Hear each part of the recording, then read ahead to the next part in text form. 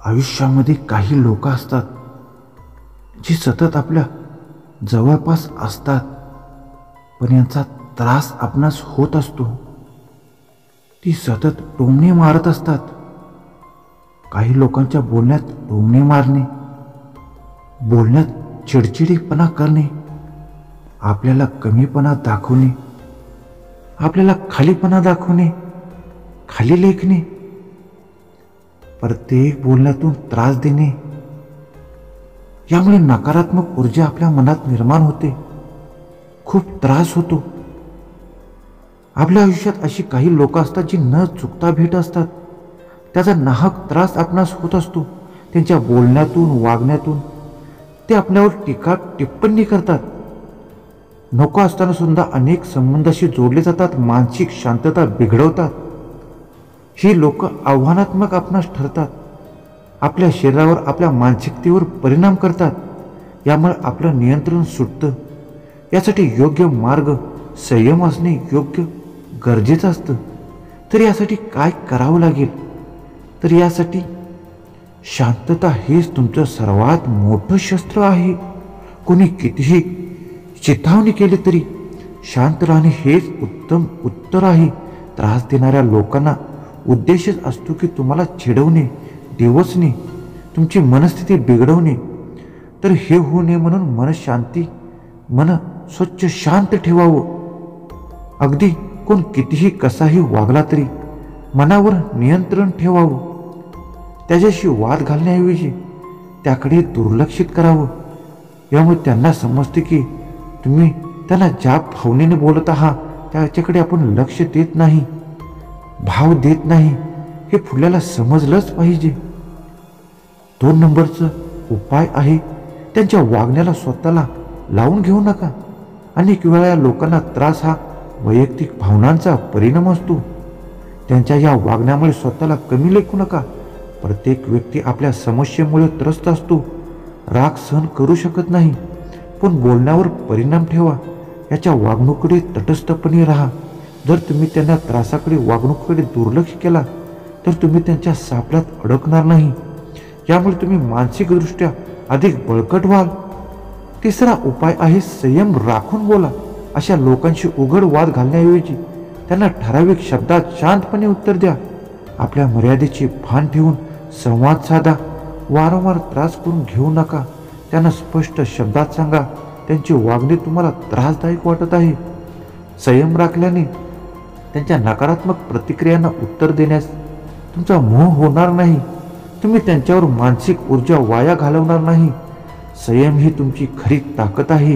ही तुम्हाला परिस्थिती आणि ताळमेळ सुधारण्यास मदत करते. अशा वागण्याने कदाचित तेही हळूहळू आपले वागणे बदलू शकतात. 4 नंबरचा उपाय आहे, त्यांच्या बोलण्याकडे दुर्लक्ष करा. जर कोणी सतत त्रास देत असेल त्यांच्या बोलण्याकडे फार महत्त्व देऊ नका, लक्ष देऊ नका, उत्तर सुद्धा देऊ नका. त्रास देणाऱ्या लोकांना त्यांचे लक्ष वेधून घेण्यासाठी प्रतिसाद हवा असतो, तोच आपण द्यायचा नसतो. नकारात्मक ऊर्जा तुमच्यापर्यंत पोचणारच नाही. यामुळे तुम्ही कितीही काहीही बोललं तरी प्रत्युत्तर देऊ नका, होला हो म्हणू नका. थेट प्रत्युत्तर न देता, पण यावेळी काही वेळ परिस्थिती निर्माण झालीच तर हाताळण्यासाठी स्वतःला तयारही ठेवा. 5 नंबरचा उपाय आहे, सरळ सीमारेषा आखा. तुमच्याने त्यांच्या वागण्यातील मर्यादा ठरवा.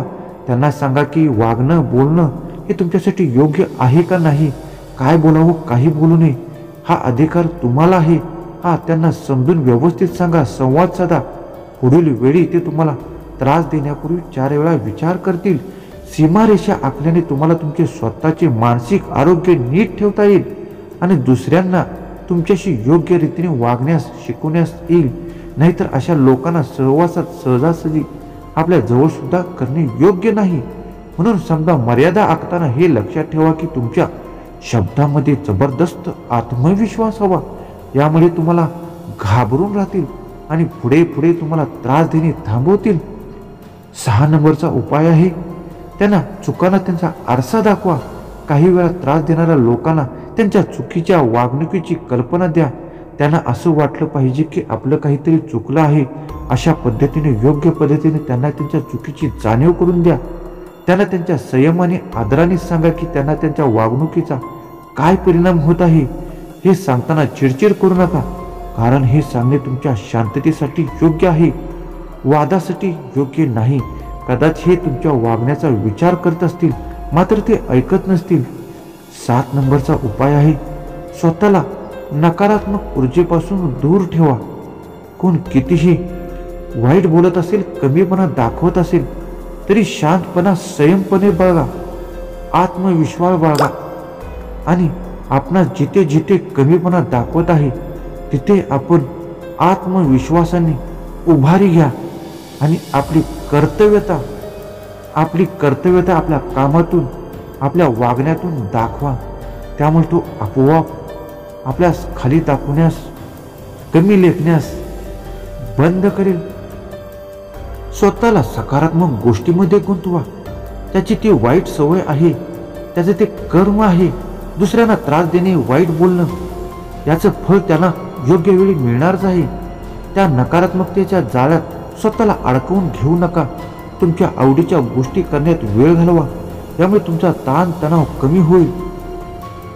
8वा उपाय आहे, त्यांच्या अशा वर्तनाचं कारण शोधा. ती व्यक्ती इतर सर्वांना सोडून नेमकं तुम्हालाच का त्रास देत आहे, म्हणजे नक्की तुमच्याच का मागं लागलेले आहे. तुमच्या त्यांचं काय बिनसलं आहे, काय झालेलं आहे, काय खटकलं आहे, न कळतपणे काय दुखावलं गेलं आहे का, हे सुद्धा आपण जाणून घ्या. म्हणून कोणताही निर्णय घ्यायच्या आधी त्यांच्या वागण्याचा इतिहास लक्षात घ्या. जर ते सातत्याने अशा प्रकारे वागत असतील तर त्यांच्या त्रासाचा वागण्याचा वाद घालून प्रतिसाद देण्याऐवजी त्यांना टाळा आणि ते कसे असे का वागतात याचं उत्तर शोधून संवाद साधा आणि त्यांच्यामधील गैरसमज सुद्धा दूर करा. यामुळे सुद्धा खूप चांगला फायदा होतो.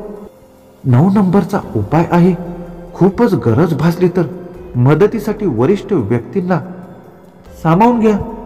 जर तुम्हाला असेही वाटले असेल की त्यांच्या वागण्यामुळे परिस्थिती हाताबाहेर जात आहे तर विश्वासू मित्र, वरिष्ठ व्यक्तींना यात सामावून घ्या. योग्य व्यक्तीच्या मार्गदर्शनाने परिस्थिती सुधारू शकते. तिसऱ्या व्यक्तीचा हस्तक्षेप कधी कधी परिस्थिती शांत करण्यास प्रभाव ठरू शकते. ती व्यक्ती त्या त्रास देणाऱ्या व्यक्तीला वेगळ्या प्रकारे दृष्टिकोन वेगळा दाखवून शांत करू शकते. 10वा उपाय आहे, स्वतःची मानसिकता मजबूत करा.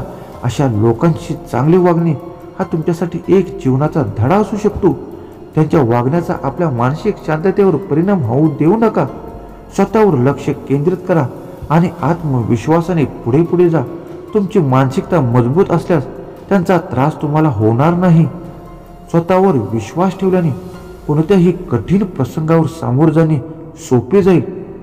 मित्रांनो, भक्त हो, त्रास देणाऱ्या लोकांशी सुद्धा नीट वागणे ही सुद्धा कला आहे. त्यांच्या वागण्याचा तुमच्या जीवनावर किती परिणाम होऊ शकतो हा तुमच्या दृष्टिकोनावर अवलंबून आहे. शांतता, संयम आणि सकारात्मक दृष्टिकोन हा योग्य वापर करून तुम्ही अशा लोकांशी जशास तसे सकारात्मक पद्धतीने वागू शकता. त्यांचा त्रासदायक वागण्याने तुमचे मनोबल खचून देऊ नका. लक्षात ठेवा, अशा लोकांना बदलणे तुमच्या हातात नाही, पण आपण कसे वागावे आपल्या स्वतःच्या हातात आहे. पूर्ण नियंत्रण असले तर स्वतःवर मानसिकता बदलू शकते. तुमची शांतता हा तुमचा आनंद होऊ शकतो. तुमची जबाबदारी हे तुमचा संयम होऊ शकतो. आयुष्यात सकारात्मक परिणाम होण्यासाठी तुमच्यावर अनुभव आणि तुमची मजबूती फार महत्त्वाची आहे. संधी मिळते तसेच प्रत्येक व्यक्तीची वागण्याची पद्धत त्यांच्या अनुभवावर आधारित असते. कधी कधी त्यांच्याकडे सहानुभूतीने पाहणे देखील गरजेचे असते. त्यांच्या वागणुकीचा राग किंवा चिडचिडपणा न करता त्यातून काहीतरी सकारात्मक शिकण्याचा प्रयत्न करा. शेवटी काहीतरी अशा लोकांशी योग्य पद्धतीने वागा. जो तुम्हाला कमीत लेखत असेल तर त्यामध्ये भरारी घ्या, प्रगती करा. अशी प्रगती करा की तो तुम्हाला कधीच कमी लेखणार नाही. याचबरोबर आपल्या प्रगतीबद्दल, पैशाबद्दल अपमानित करत असेल तर प्रगती करा, उभारी घ्या. नोकरीत प्रयत्न करा, व्यवसायात प्रयत्न करा, प्रचंड पैसा कमवा. असा कमवा की आपल्या मागे मागे लोक येतील. असा आत्मविश्वासाने प्रगती करा. याचबरोबर आपली इच्छाशक्ती अशी ठेवा की आपल्याकडे कोणीही कोणत्याही नजरेने पाहू दे. नजर म्हणजे आपणास जाणून बुजून त्रास देणे, टोमणे मारणे, चिडचिडेपणा करणे, कमीपणा दाखवणे, खाली लेखणे प्रत्येक बोलण्यातून त्रास देणे असे सातत्याने करत असेल आणि यापासून आपली सुटकाच होत नसेल, दररोज जर तो व्यक्ती आपणास भेटत असेल, तर शेवटचा पर्याय म्हणून अशा लोकांशी वादविवाद न घालता यांची संगतच सोडणे हा सगळ्यात शेवटचा उपाय मानला जाईल. अशा व्यक्तींची संगत करणे आपल्या प्रगतीसाठी खूप हानिकारक आहे. अशा लोकांची संगतच टाळा. जे लोक आपल्या संगतीसाठी, आपल्या विचारासाठी, आपल्यास होयला होय म्हणण्यासाठी, आपल्या दुःखात सुखात सहभागी होतात, अशा लोकांच्या संगतीत राहा. जे लोक जाणून बुजून त्रास देतात त्यांच्या चुकून सुद्धा नादी लागू नका. शेवटी काय तर सतत टोमणे मारणे, त्रास देणे, अशा लोकांपासून सुटका ही आपण स्वतःच करून घ्यायची आहे. यासाठी कोणाची मदत घेण्याची आवश्यकता नाही.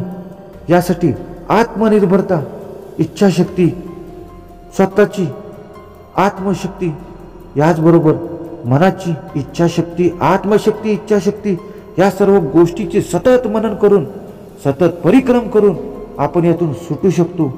यासाठी स्वतःने स्वतःच यातून मार्ग काढायचा आहे. मार्ग असा आपल्याला आत्मविश्वासाने प्रबळ इच्छाशक्तीनेच मिळणार आहे. अशी त्रास देणारी लोक आपणास दररोजच भेटतील.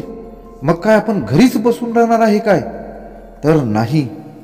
तर यासाठी जशास तसं प्रत्युत्तर देणे, सामोरे जाणे आणि प्रत्येक परिस्थितीवर मात करणे आणि पुढे पुढे जाणे हा सर्वात सोपा आणि सुबळ मार्ग आहे.